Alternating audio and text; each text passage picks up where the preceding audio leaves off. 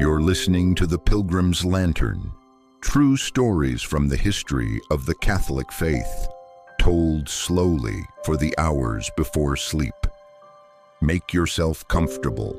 Tonight's story begins in Portugal in the year 1917.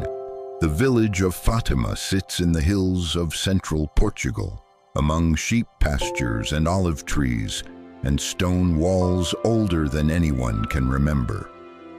In 1917, it was poor and quiet, the kind of place where children spent their days watching animals in the fields.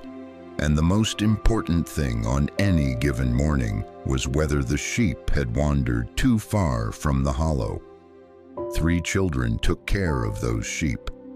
Lúcia dos Santos was 10 years old, the oldest, the most talkative, the one who kept the others steady. Her cousins Francisco and Jacinta were 9 and 7. Francisco was quiet and thoughtful, happiest when he could sit alone and think. Jacinta, the youngest, was impulsive and affectionate and the most prone to tears. They had known each other their whole lives. They had no reason to expect anything except the long, ordinary days of a Portuguese childhood. That changed on the 13th of May, 1917. It was a Sunday. They had gone to the Cova da Iria, a shallow hollow in the hillside where the family kept livestock, and they were playing among the rocks when the sky did something unexpected. A light appeared above a small holm oak at the center of the hollow. Brighter than the sun, they would say later, but not painful. And in that light, a young woman. She told them not to be afraid. She said she had come from heaven. She asked them to return to this same place on the 13th of each month for 6 months. She asked them to pray the rosary every day for peace.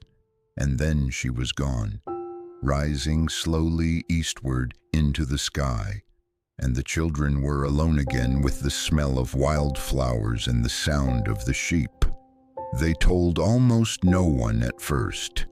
Francisco, who had seen but not heard her, spent the following days in a quiet that his mother could not explain.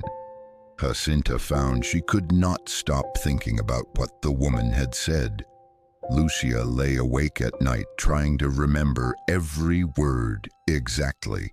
On the 13th of June, they returned. She came again.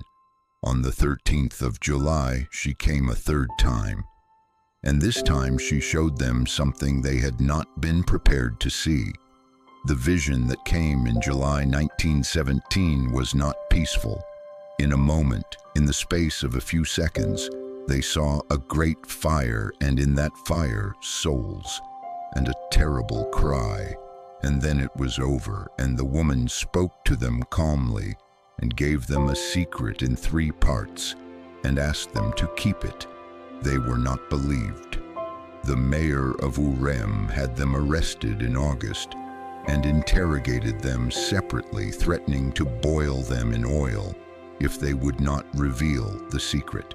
Jacinta, 7 years old, sat in the cell and told the other prisoners not to be afraid and led them in the rosary. None of the 3 children said a word. The mayor released them. They returned to the Cova on the 19th of August, late because of the arrest, and the woman came again. And in September she came once more. And by then the word had spread far beyond Fátima, and on the 13th of October the roads to the Cova da Iria were crowded with strangers. Somewhere between 50 and 70,000 people stood in the rain in the hills of Portugal, waiting for the sign she had promised. It had been raining for days. The crowd was soaked and standing in mud, pressed together on the hillside. At midday, Lúcia asked the people to look up. The rain stopped. The clouds parted. The sun appeared. And then it did something no one had prepared for. It spun. It threw off spirals of color, red, yellow, blue, green, that washed over the crowd and the valley and the cold, wet ground below. And then, according to tens of thousands of witnesses, including journalists who had come to write the story of a failed prophecy, it seemed to plunge toward the earth. The crowd fell to their knees in the mud. Then it was over. The sun was where it had always been.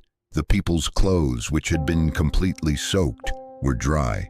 Lúcia, Francisco, and Jacinta walked home.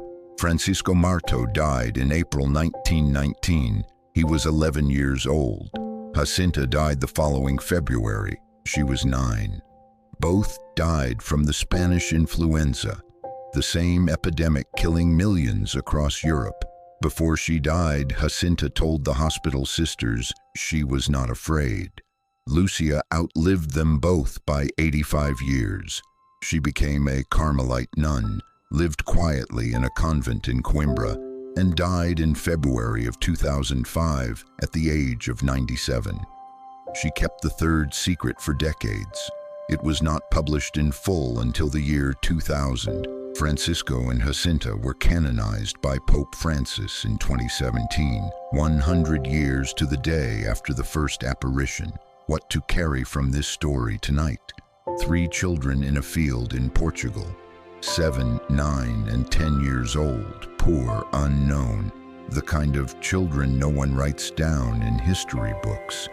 They were shown something terrible and asked to carry it quietly. They were threatened and locked up and doubted by almost everyone around them. And they simply went home and kept the sheep and prayed the rosary and waited. There is something in that worth sitting with.